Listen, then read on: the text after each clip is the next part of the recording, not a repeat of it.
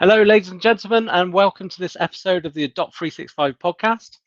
Today, we're going to be looking all around productivity and planning with so many ways to manage your time, tasks, and projects in Microsoft 365. It can often lead to more confusion than more clarity. So, in today's Adopt 365 podcast, we're going to be focusing on those tips, those tricks, the recommendations that we have from working with these technologies day in, day out to help you be more productive in both your personal life or with your personal tasks when you're working with your teams, projects, and maybe sort of more company-wide initiatives. So we're going to be focusing on those productivity and task management tools within Microsoft 365 today. As ever, I'm joined by my co-host. I would like to add Megan. Hi, everyone. And Anthony. Thank you very much both for joining me. Hello, everyone. So, as ever, when we get started with this, we always like to kind of just reflect on what's been happening recently, what you've been working on, what's maybe a standout feature. So, Megan, I'll come to you first. What stood out to you in the last month?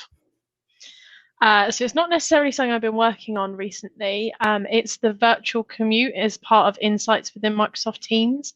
At the end of each day, I get a reminder that it's time to wrap up. That happens, I think, 15 minutes before I finish for the day. And it's just a really nice way to finish my day, mostly because anything that I've got swimming around my head that I haven't got done today, that's not necessarily in my task list, which we'll go into later, that I can just quickly note that down. It gets added to my task list for tomorrow. I can then make sure that I'm completely switched off from work when I finish.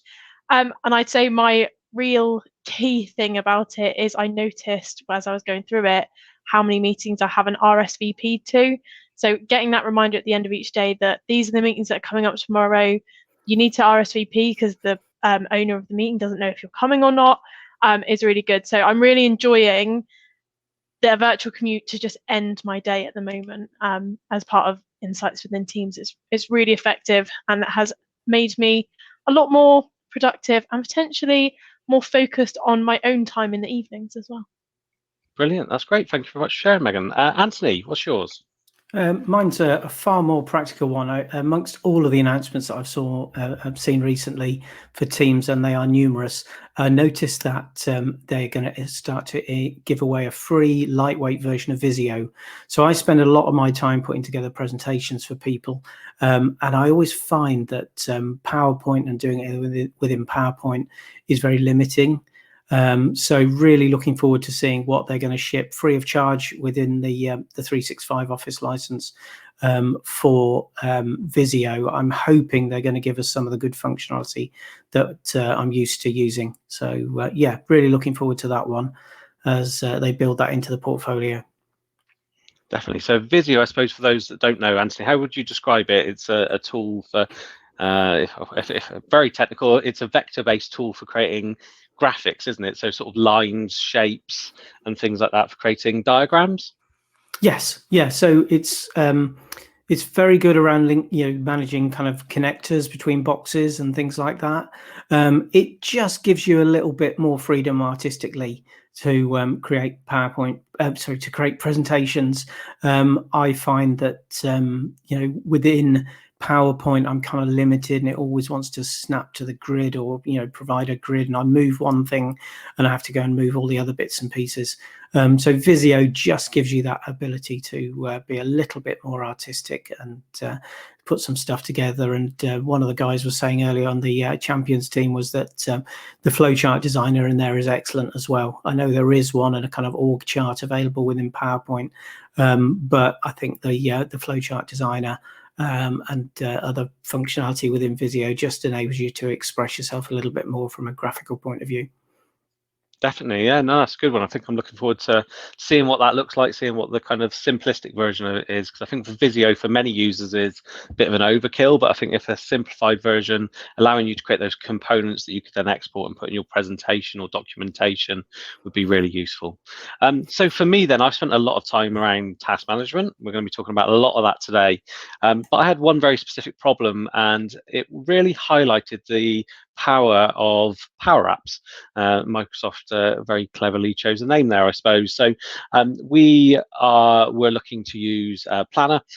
Project wasn't the right element for us, and we'll come to a little bit of between Planner and Project later on. But we wanted a Gantt view of what we were putting into Planner, which isn't actually a function that is available in Planner. So quick search online, if anyone goes to Google, Bing, or anything like that, and search is for Gantt view for Planner, you will see a very good Power App that someone has created. Unfortunately, I can't pronounce his name, and I will do a disservice by trying to pronounce it, but I'll put it in the show notes on YouTube and on the podcast. But it allows you to effectively have a Power App that allows you to visualize your Microsoft Planner boards in a Gantt view, which is really, really useful if you're kind of managing a project in there. So twofold, really. Go and check out that Power App. But equally, if you're struggling with something, if you need to do something a little bit more, it does show the power of Power App can do to help you customize the application inside 365.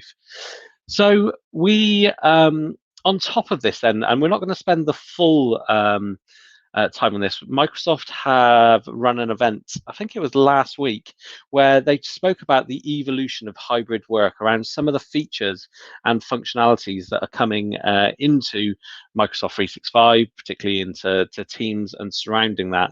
And the first one was enhancements to Whiteboard. Megan, I know you've had quite a look at Whiteboard and a bit of experience with it. Have you seen the new features that are coming? What stood out to you?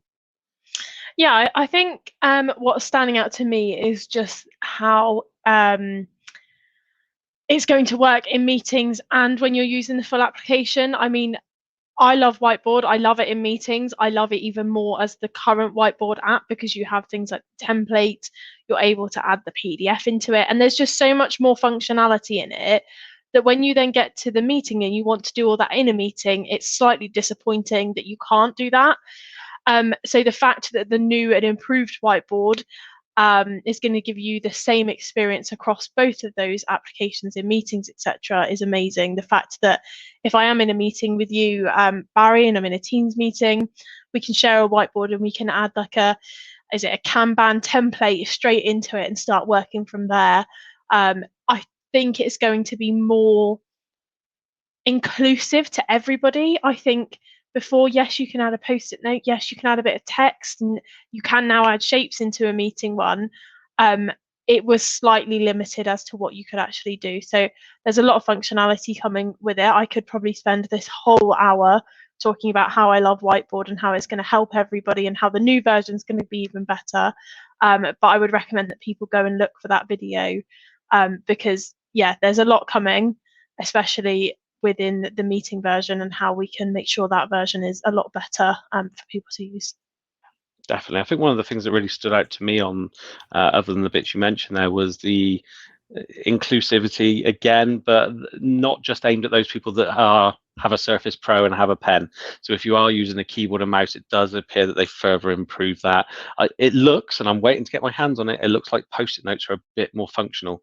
At the moment, it really frustrates me as to the way that they can be resized, but the text resizes at the same time as the note resizes. It's just not quite right at the moment. And certainly from the videos that I've seen this demonstrated, it does look a lot more fluid, which I suppose, Anthony, brings us to the next piece, fluid components. Yeah, so this is a whole new level of functionality that they're introducing, which is this concept that within a chat, or actually even within the Outlook board view, you'll be able to publish a fluid component, and that really is a component that people can co-author together live. So the ones that they've announced so far are a bullet list, a checklist, a numbered list, a paragraph, a table, and a task list. So you'll be able to put that into your chat, and rather than that chat kind of vanishing off because it's in chronological order, people will be able to go back and actually amend that online. I think when I first saw it, I found it kind of very confusing. I just thought, yo, golly, just another place to try and keep up to date with what's changed in. But as I've seen some of the demonstrations of it, it's just a really powerful tool to pop something in a chat or a Teams post, and be able to for people to contribute to that. So yeah, I think that's going to be a really powerful function and change the way in which we work and make meetings and conversations far more effective. Definitely, and I think one of the areas of the fluid components that stood out to me, and I know Megan, you'll be a fan of this because you love OneNote, as does Ian in our champions community. I'm sure he's getting very excited about this as well. This is the ability to be able to take your meeting notes inside your meeting, but they will actually appear inside OneNote. So you can either edit the meeting notes in the meeting, or you can go into OneNote. And I think reading some of the workings behind that in your OneNote notebooks, there will be a meetings section where you can easily go and find those things. I don't know, Megan, if you've looked into that at all or seen that at all. I'm not 100% sure as to where you'll go and find them. I think that needs a little bit of research once I've got my hands on it. But you are 100% correct. I'm very excited. I think on the last podcast we recorded, you asked Anthony and I the question of where should meeting notes be taken. And I feel like the Microsoft gods listened to that and thought, do you know what, OneNote is the place for that. And they've integrated that because that's definitely the way we push or we encourage people to use it with meeting minutes. So I'm excited to do it, and I think I probably have to do a blog about it once I've got my hands on it. I think one of the things that I will always kind of just remind people with those things like Whiteboard and OneNote is I just think the integration with the iPad app is brilliant. The fact that, you know, how easy it is now, you pick up your iPad and join the meeting. It says, do you want to join with both these devices? So I'm finding a lot of the time now I've got my iPad down, to take notes on while I'm using participating more fully in the meeting on the PC in front of me. So you're getting those two devices, you've got a little bit more screen estate, and you've got that ability to be writing with one hand and watching on a bigger screen. So yeah, it works really, really well. I have heard that Satya Nadella is a big fan of our podcast, Megan, and certainly when there are recommendations coming from you and Anthony, that they do go to the top of the development list. I can't say I'm surprised.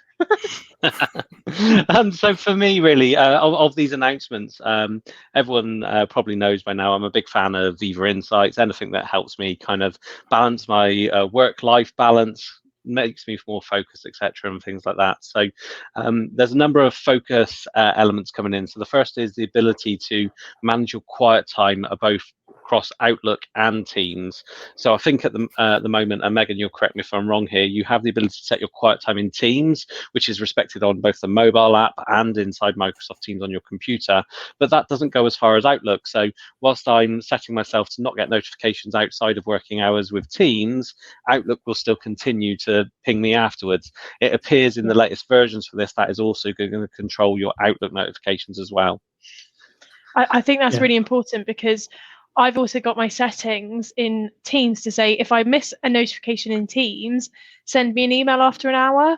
Now, obviously, I've set my mobile notifications to say my quiet hours are 6 o'clock till 8 o'clock, and I don't want my Teams notifications. So I don't get those, and that's great.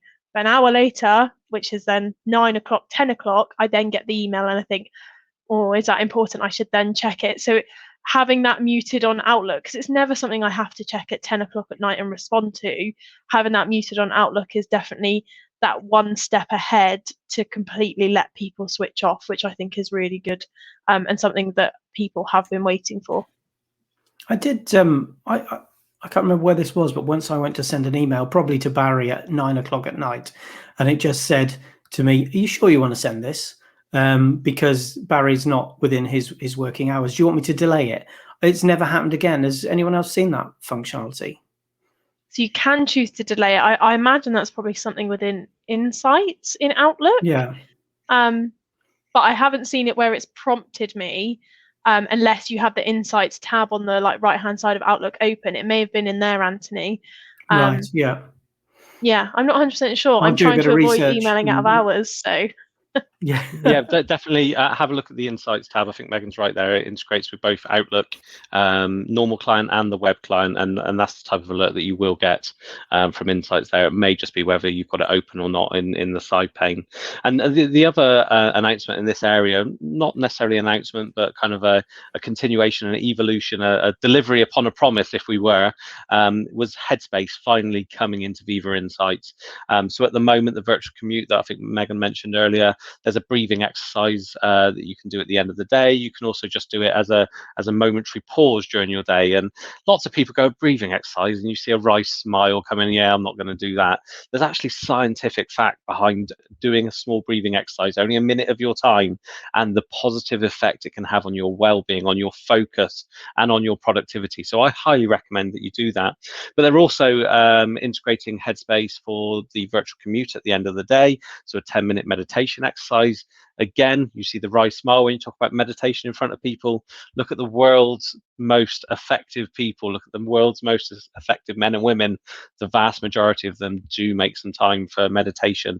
And what meditation really means is just concentrating on a single thing, being in that meditative state. It doesn't mean sitting there and making funny noises and or any religious connotations. I think meditation is something that lots of people can benefit from. But I was also really pleased to see during your focus time, Headspace music will be available to help you focus and things like that. So I'm a big fan of Headspace. I think that's really good. I think they're also, during the focus time, introducing something that's very akin to the Pomodoro technique. Now, I don't speak Italian, but I understand that Pomodoro means tomato. And this kind of comes from the kitchen timers. So the kind of wind-up kitchen timers that used to look like a tomato, typically 25 minutes on them. The idea is, right, I'm going to do something for 25 minutes. These features are coming to focus time as well. So really, really excited to see how they are coming along. And great to see that Ian in our champions community are talking about his company. I've actually bought a full license for Headspace for anyone that wants it in their organization. That's a fantastic example of how to be doing some of these things. I think something to mention when you're saying people give you the smile when you talk about the meditation or the breathing exercises. I did see in the Headspace stuff that's coming, it's not all around the breathing stuff. They've got like a session on preparing to present in front of a large audience, and they have they've made some Headspace sessions that are focused on your business scenario of what you might need to prepare for, and take that time to actually calm yourself or get yourself ready for that. So it's not all breathing. It's right, you're going to do a presentation. What have you got to do for this? You've got to do this next bit. And they've got, I think I saw about 8 to 10 sessions all based around that. The only thing I'm not 100% sure I'll use is the focus music. My focus soundtrack is the soundtrack from Hamilton, the musical, which is a bit fast and upbeat for some people, but I put that on, I'm completely focused. So very different for the type of focus music I think Headspace will offer me, but it's not for everyone. So Barry, have you ever tried the Pomodoro technique?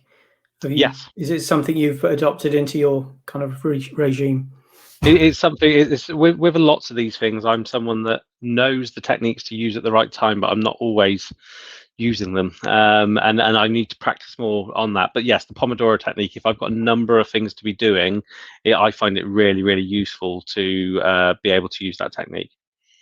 It just stops that. It's about unitasking and not multitasking, and that's the difference. I think also, Megan, on the Headspace music, I think there are times where I just want that serenity or whatever Headspace will provide. Other times it's a bit of propane nightmares or something like that, something with a good upbeat. I listened to a Queen album the other day, and I've got a bit of an eclectic taste in music. But yes, Hamilton is my serenity.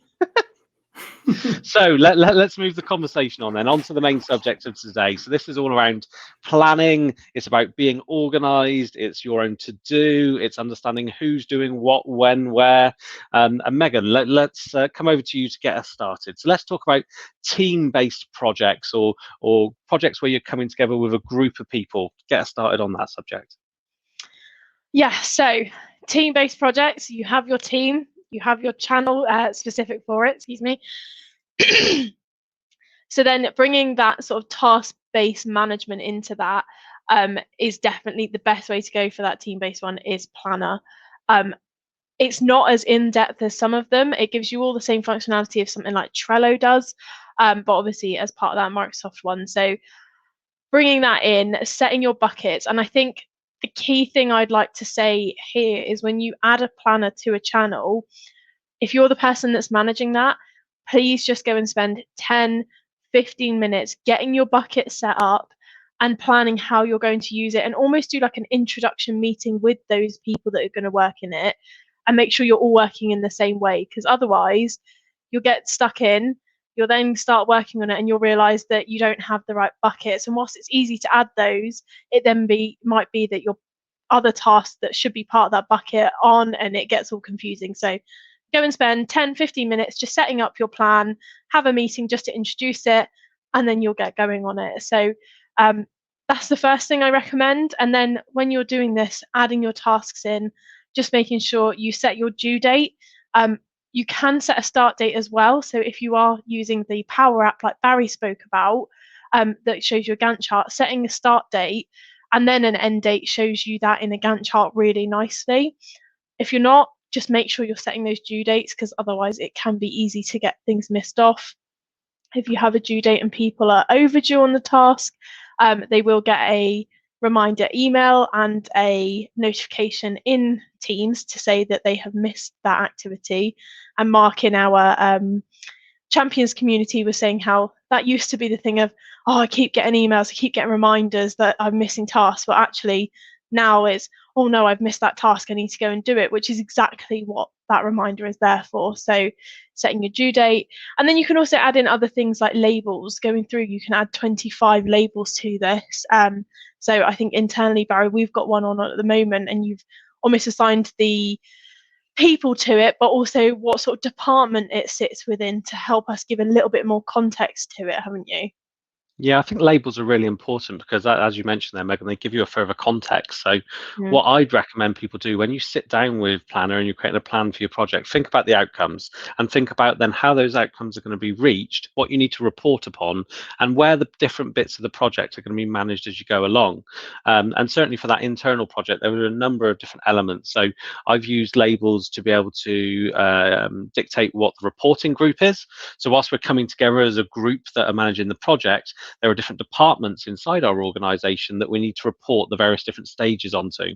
So when we jump into one of those other meetings, we can filter it just by the things that are relevant to that reporting group that we're in. But I've also used it to just hyphen off some other bits of information, such as just setting a reminder as to what the goal is of the project. So I've got one label which is called goal, which I put right to the top of the list. I've tagged it in a nice bright color, and that's the goal.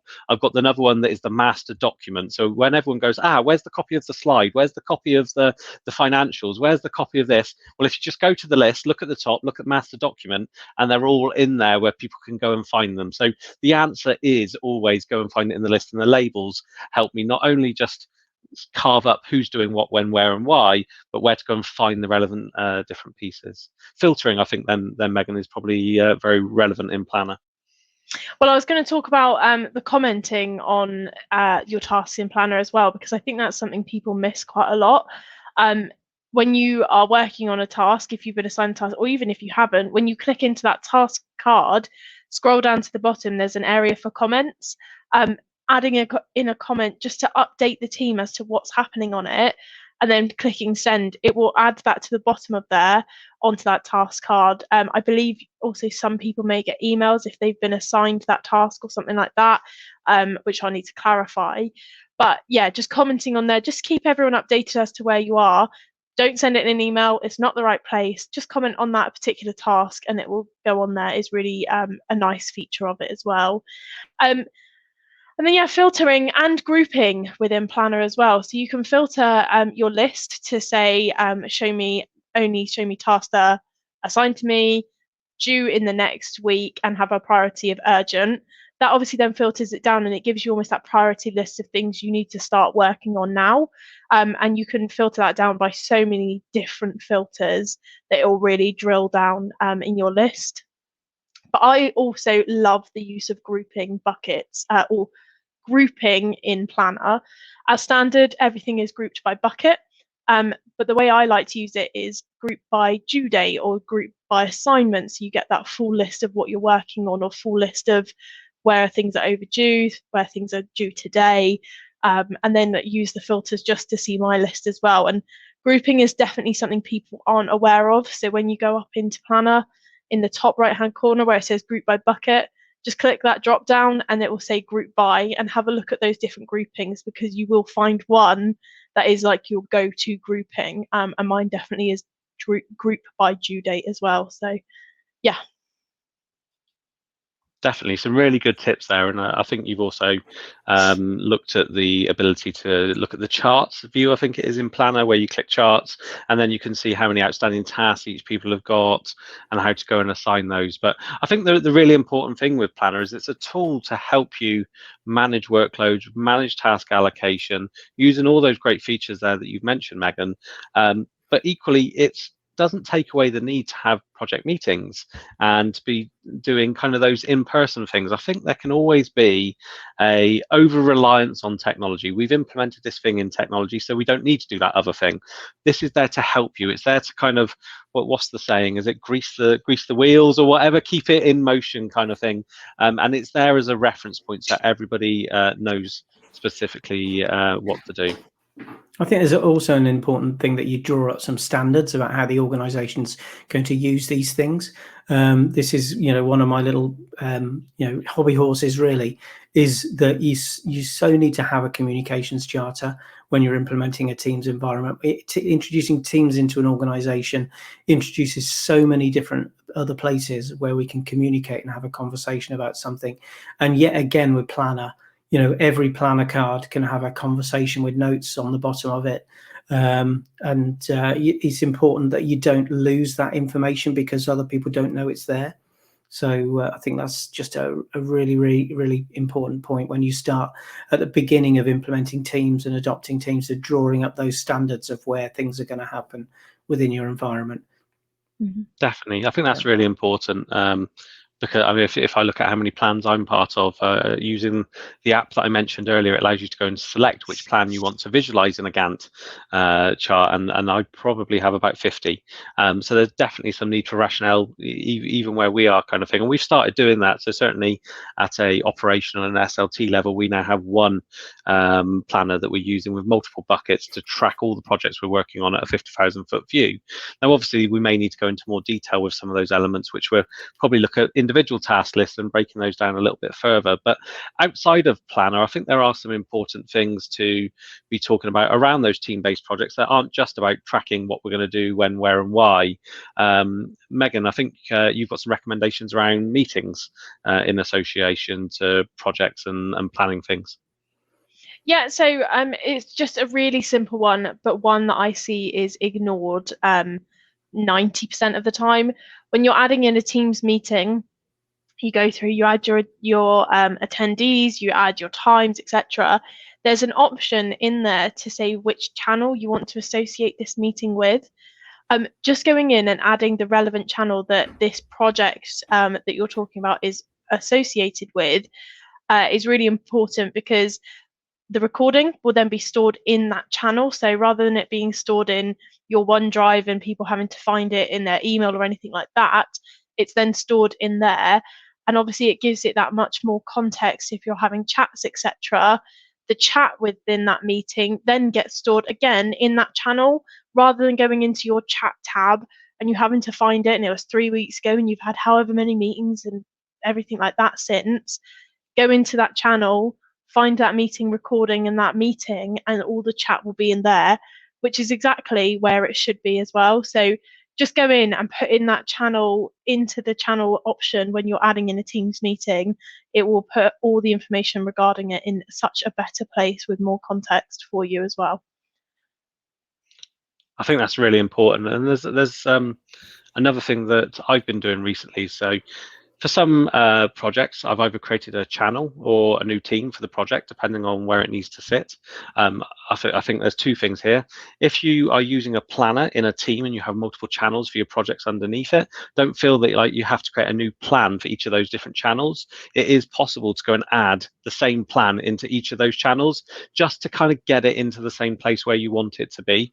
You want to avoid having a kind of mass creation of plans unless that's relevant. And the second thing from my side is the use of Whiteboard. While we're in this hybrid working environment, going into the office and using a whiteboard can be really beneficial. But the problem is maybe not everyone's in the office, and then you all leave the office and work from home for the next 2 weeks. What happens to that whiteboard? We're trying to take pictures of it and upload it into a channel. So I've been using Whiteboard, the Microsoft application that's available, as a persistent whiteboard. So effectively, I did facilitated a planning session, a mind mapping session the other day around around a product we were about to launch and the operational procedures that were needed for that. So I started a new whiteboard. We put everything in it. We collaborated on that in person. But I've then actually added that as a tab into the channel that we're using to discuss that element of the project. And that just means that whenever you go back to there, it's there. It can be worked on. So in 2 weeks' time, we can go, right, let's just review that whiteboard. We pull it back. Obviously, that's more difficult to do in the office where you've wiped all the ink off the screen kind of thing. And hopefully with these new changes we mentioned at the beginning of the podcast, that's going to be even more useful. So before we kind of move away from team-based projects, Anthony, any further kind of topics you want to mention around team-based projects before we move on? No, I think just that point about the whiteboard, there is an option in there. So following up on Megan's point of make sure the meeting is associated with the channel that you're working in, so that knowledge is associated with that channel. But also, if you're the organizer of the meeting, you've got the ability to go and lock the whiteboard, so you've got a copy of it as it was when you finish the meeting, or you can leave it open so that people can participate in that. I'm kind of hoping that in the new whiteboard we'll get a little bit more help around the version control, so you can roll whiteboards back and forward. That I've just made that up, so I hope Satcha's listening to that functionality and he can incorporate that in that, because that would be very useful, because often you want to see this is where we got to at the end of the meeting and here's some subsequent stuff that people have added, and provide that workplace for them. But no, they were just the points I wanted to bring up there. Fantastic. Right. So we've spoken around sort of team-based projects there and the use of Planner. We'll talk a little bit later as to where Microsoft Project maybe fits in with that, because it seems a natural topic to discuss at this point. But I think it's really important that we then kind of talk about how your team projects flow into your personal tasks and your personal projects and things like that. So Anthony, why don't you take us away on that kind of your own task list? What have you got to do? What have you got to achieve? Yeah, so this is something that I think is one of the functions that people miss with Teams. They think it's all about collaboration. So you've still got your own personal to-do list that you can manage in there. And that's been enhanced quite a lot by the fact that within the Teams web access to email, we can now add items to that document to that list very, very easily. If we just swipe and highlight a little bit of text within an email, then we get a number of options that come up. We can highlight it. We can create a note about that that particular item. We can create a conversation about it, but we can also add it to a to-do list. So as I'm working through my email now, I can be swiping the important things out of emails and creating tasks for them in my own personal to-do list. And Megan, you were saying earlier, I've not found this functionality, but you can also flag emails for inclusion in To-Do. Yeah, so in To-Do, there is a section called Flagged Emails. So when you are going through your emails, maybe you've got 10 minutes of your day available and you've got 300 emails in your inbox, which is probably just 10% of what Barry has in his inbox unread at any one time, which you can tell that frustrates me by the way I talk about it. But if you've got 10 minutes of your day and you think, right, I just need to go through my emails and make sure I'm not missing anything, especially on your mobile, you can set swipe gestures. So I've got mine set to, if I swipe right, it archives the message. So if I don't need it, I just quickly swipe it, get rid of it. That's out of my inbox now. But if I swipe left, it will just flag that email for me. That means that it's flagged. I need to go back to it at some point in a later date when I have a bit more time, because there's an action for me. I then go into To-Do, and there's an option for flagged emails. If I click into that part of To-Do, it just lists all of the flagged emails in there for me. I can click on one, it will show me the full message in Outlook, and I can see that very easily. So spending 10 minutes of your day, if you have 10 minutes of your day, just to go through your emails, once you've got those swipe gestures set up, quickly go through them, add what you need to your to-do list, and then those actions or those things you need to review from your inbox will be added to To-Do for you. Brilliant. Yeah, I have used those swipe gestures. They're very useful. Back in the old style of working, when we were going out to visit clients and or sat on trains, it's a lot easier to process through your inbox and get rid of the rubbish just by swiping it one way or the other. to either flag it or to delete it or archive it. So one of the questions we get a lot when Megan and I are delivering training to people is, I've got all of these tasks coming in. I've got my own personal to-do list, and I've got planners, and people are, from different projects I'm working in, are assigning tasks to me from the planner. How do I keep on top of all of those? And not a lot of people know this, but there's a really good little application which is rather nattily called Tasks by Planner and To Do, which is one that you can add to the sidebar of your Teams client very easily. And that brings up a summarized view, which includes your to-do list, which is ranked by, it'll highlight the important ones and ones that you've got already planned. But it also brings all of your tasks and consolidates those together from any plans that you're a part of. So you can look at all the shared plans. So it's a great place to spend a bit of time just to sort out what tasks you need to do. And keep an eye on those tasks that are being assigned to you, because quite often you'll just get a notification and you're in the middle of another meeting. Sometimes you'll get a notification, say a task has been assigned to you, and it appears and disappears, and it's easy to miss those. So yeah, Tasks by Planner and To Do is a great little app. I'm sure they ought to come up with a more natty name for it, but it does the job. Make sure you've got that pinned into your Teams client, and then that will just consolidate all of your to-do list alongside all of the activities that have been assigned to you from planners. Fantastic. Megan, have you got any other tips with regards to To Do? You've spent quite a lot of time recently kind of talking to people around the coexistence of To Do and Planner and things like that. No, the only thing that I think is probably lacking in that Task by Planner and To Do is the flagged emails. I think it's really nice to bring in all of those actions you've set yourself on To Do, and then all the task-based, team-based tasks you have in Planner in there. I just want Microsoft to bring in those flagged emails into that application, purely because then you just get a fully holistic view of everything. Again, it's then within Teams. I think that's the only bit that I want in there. So hopefully they'll bring it in, because, Microsoft gods listen to us, obviously. So hopefully it's going to be in there. Other than that, no, I just think it's really useful to go and have a look at it and have it set for yourself, so you know what's going to be in there. And the great thing about To Do as well is it gives you a very satisfying little noise when you tick something off.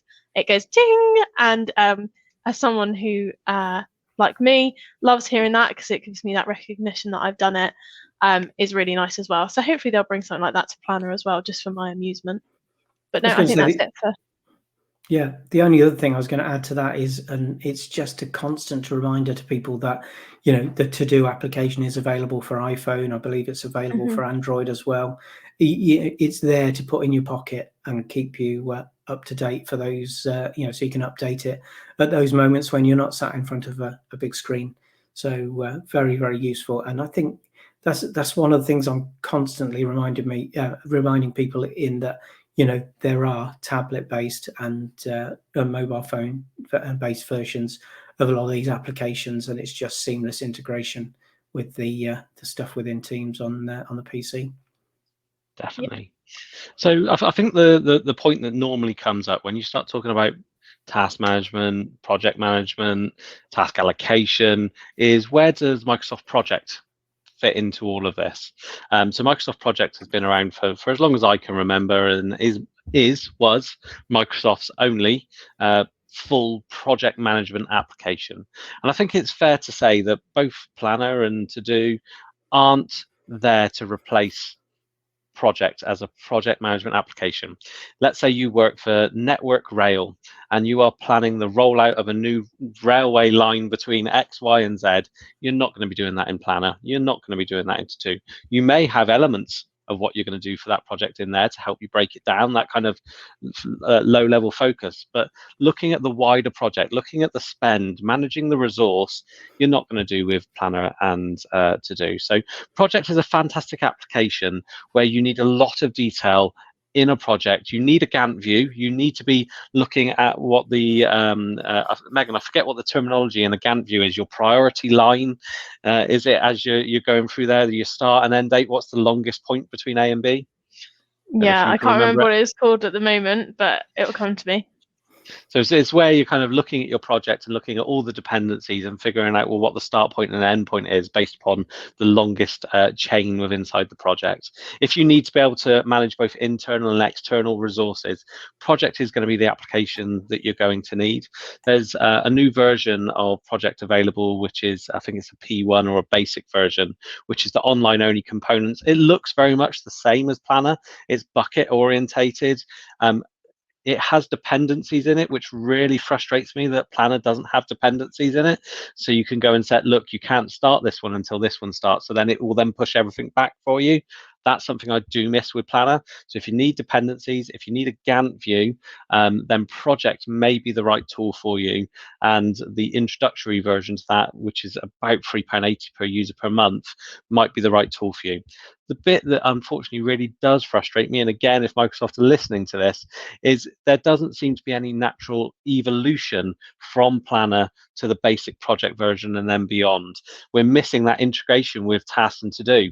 So the reason I like Planner so much for these kind of things, and if you can get away with it inside your organization for the projects that you're running, is the piece that Megan and Anthony mentioned, that when you're allocating people tasks in Planner, they can see it in there to do alongside their tasks.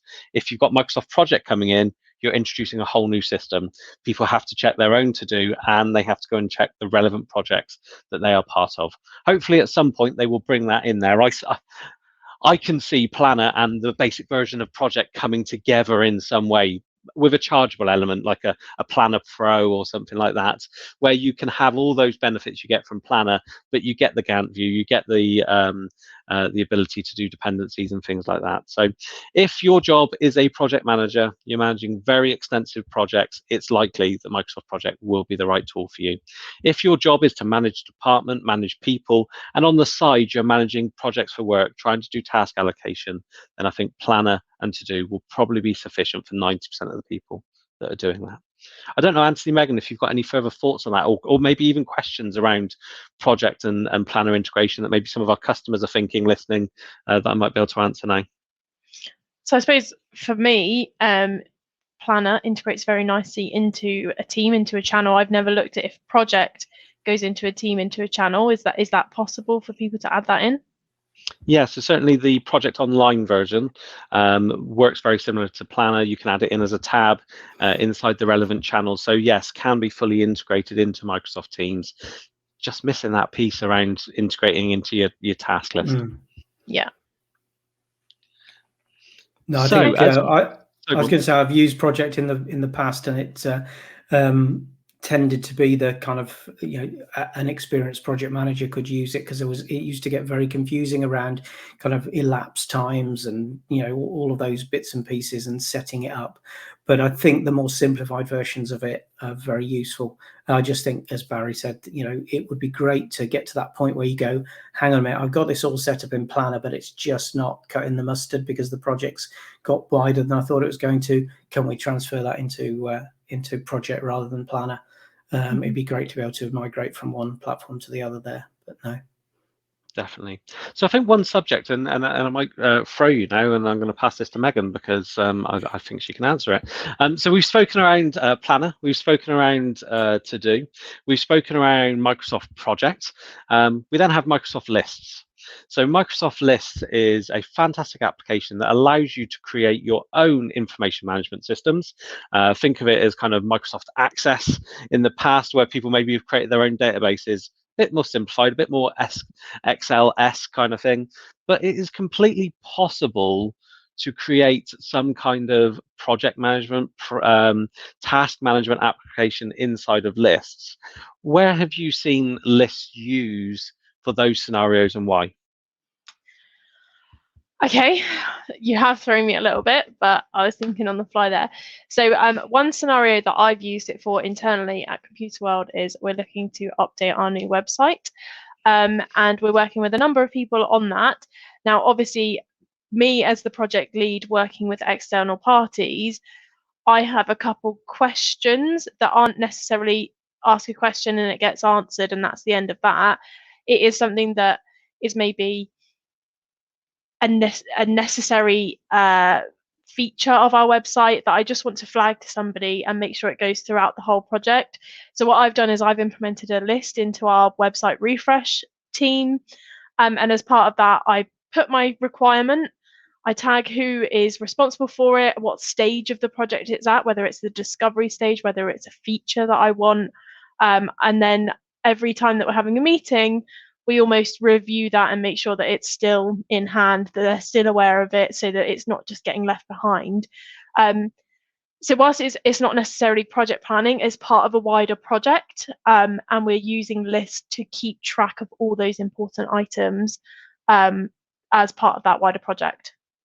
I think that's a good example that it isn't so much the tasks that you've got for the project, it's the information you are tracking across the project. And I think that's a prime example as to where Microsoft lists can coexist. You still may need a project plan. You may not replace that because, again, it's not going to go into your to-do. It's not even going to go into your emails unless you set up automation. But maybe there's just information that you constantly need to be checking as you're going through a project. Where are we with this? How's that? This is the decision that we made at this point. This is the outstanding bug that we've got to do. Is that closed down or something like that? Those different elements there. Anthony, I don't know if you had any. No, I think a lot of people, often at the beginning of a project, when you're doing a discovery phase, then it's important to gather lots of information. So don't miss out on the fact that you can create Microsoft forms and distribute those to a group of a population of users, get that feedback from them, and drop that straight into a Microsoft list where you can consolidate that and report on that. Even if it's just at the beginning of a project, doing a bit of a, what do you think about this type survey, so that you can benchmark it, and later on, after you've completed the project, go and ask the same questions again to see, whether you got the improvements you expected. But it's brilliant to be able to do that with just send forms out, bring them back in, a bit of Power Automate, and put those straight into a list that you can then publish to the project stakeholders. So yeah, fantastic. Well, let me see if I can summarize some of what we've suggested here. So if you are working in a team, if you're bringing people together and you need to plan tasks for that team, then Microsoft Planner is going to be the right tool for you 9 out of 10 times. The exception would be if you have a very complicated project, you've got dedicated project managers, you may need to kind of elevate and choose Microsoft Project for that under those rare circumstances. To help the people understand what they're doing, when you're having your meetings, make sure that you've got them tagged against a channel. They're created against the channel, so your meeting notes will end up there and the recording will end up in that channel as well. You can also put things in there like the whiteboard to make sure that they're all together. You've got your plan, you've got your meeting recordings, and you've got your whiteboards that are available to you. When it comes to individual tasks, you're going to use To Do, which is available through Office, the Office Waffle, Office 365, or the Office.com application. And that doesn't only allow you to create your own list of tasks in there and subdivide them and categorize them, it will also bring in the things that you're responsible for in Microsoft Planner, so you can see them inside of there. And the point that Megan made, the flagged email, is really, really useful. So if you want to quickly filter through emails and flag them into your task list, you can do that in there as well. So it kind of gives you that single pane of glass as to what do I need to do, when, where, and why, whether that's in Planner, whether that's in To Do, or whether that's in your inbox from that perspective. We've already mentioned Microsoft Project, and for those complicated projects, you may need to elevate up to the advanced features of projects, certainly if you've got dependencies that are required, or you've got features that you need, such as Gantt chart features. We then had Microsoft Lists. So if you want to track information throughout a project, if you need to track information throughout the business, through different stages, through different statuses, then Lists is really good, highly customizable, probably more of an advanced tool for people to create. So if you're not an advanced user, you don't classify yourself as an advanced user, maybe find a champion or speak to someone in IT around creating a list for your needs.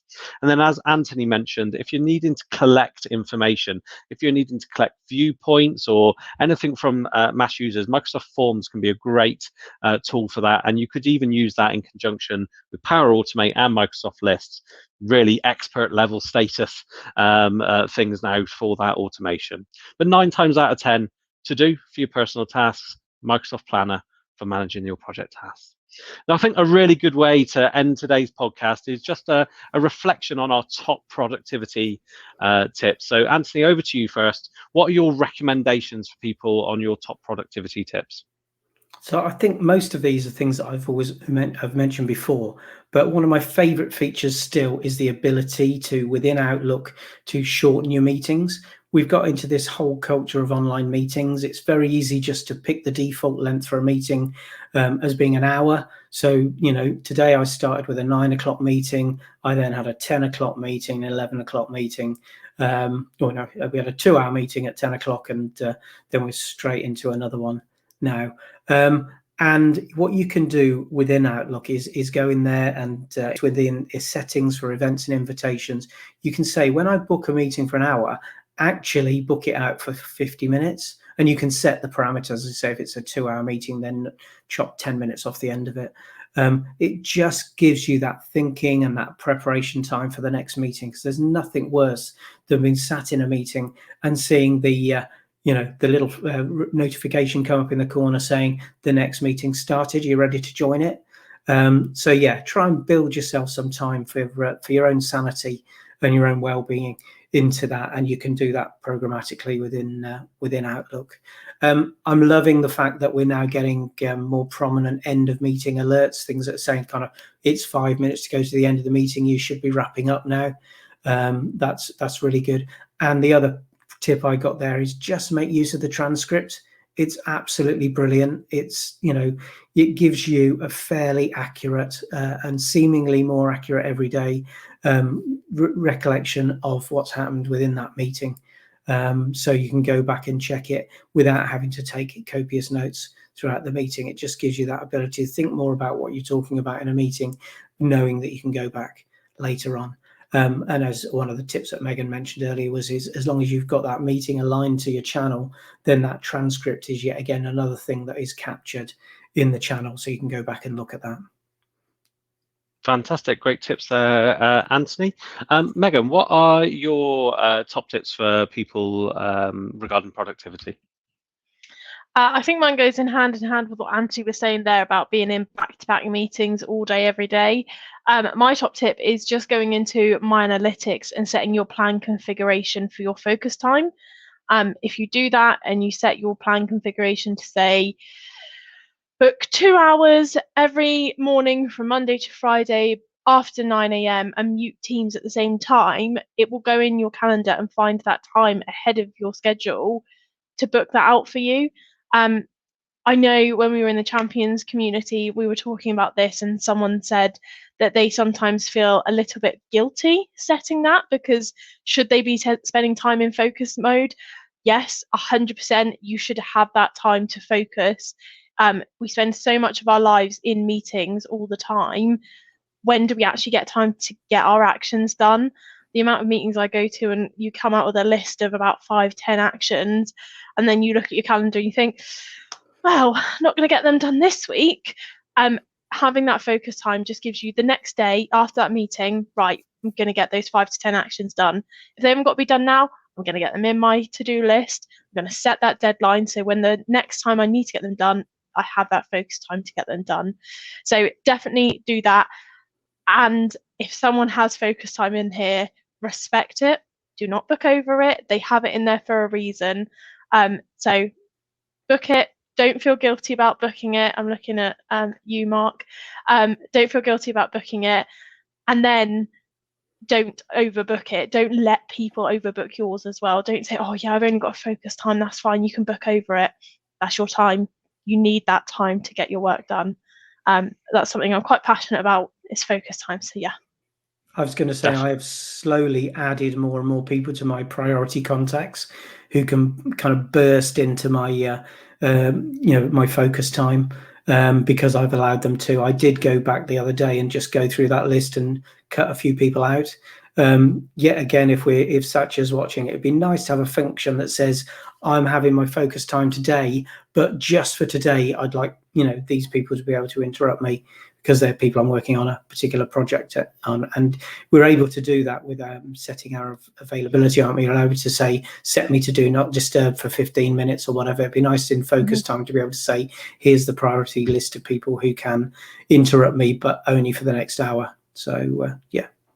Definitely. I've just thought of another one as well. Can I go on have then? one Last more? one. Go on. The other one is just if you're working on something, if you're doing something, if you're in a meeting or whatever, just close Outlook whilst your notification settings don't necessarily go throughout Outlook at the moment. Your Outlook is someone else's priority when they're trying to get hold of you. If you're not needed to be in your Outlook, if you're not client reliant or anything like that, just close it. Your office, your world, everything isn't going to end just because you've closed it down for 2 hours whilst you work on something. So yeah, sorry, go Barry. I'll go with another one because I think there's a lot more. I mean, correct me if I'm wrong, but I think there's beginning to get a lot more integration between Outlook and Teams. So I think you can set your out of office in both of them in parallel now. Am I right, or have I just read that somewhere? Right. But yeah, so I think we're seeing that integration. So it would be nice to have a do not disturb mode in Outlook as well, and to have that respected kind of a focus time mode in Outlook, and that would pop those notifications off as well. So that's Definitely. good. Before we end up in a complete another podcast talking about productivity tips, my two are very simple. First of all, it's all well and good having these lists, but if you don't make the time to go and check your to-do, go and check your planner list, then it's worthless. So that is a real important time in your morning. What are you working on? There's a great feature, I'm not sure that we mentioned it, which is the today feature in your to-do list. That across planner and your task, you can elevate something to a list that you're going to do just today, and it is able to go and do that in the morning. At the end of the day or once a week, just kind of go, right, where am I with all these lists? What's going on? Is there anything else that I need to be adding to these lists? Use the virtual commute at the end of the day to do that. And the second thing, again, we've spoken about a lot in the Champions community before this call, was all around thinking time. It's okay in your calendar to have that focus time, as Megan mentioned, but it's also okay in that time to just think. Reflect, go to a whiteboard, grab a pen, get everything off your mind, do it pen and paper on your desk, whatever that needs to be. It's really important. So thank you ever so much, Megan and Anthony, for joining me today. Thank you to our Champions community for joining us prior to the podcast. Really helps us understand how these tools are being used in the real world. We'll be back again next month where we'll be talking more about Microsoft 365. Hopefully, we'll also be able to talk to you a little bit more around our Microsoft 365 learning platform that will be launching in August, which is full of content to help you and your colleagues make the most out of Microsoft 365.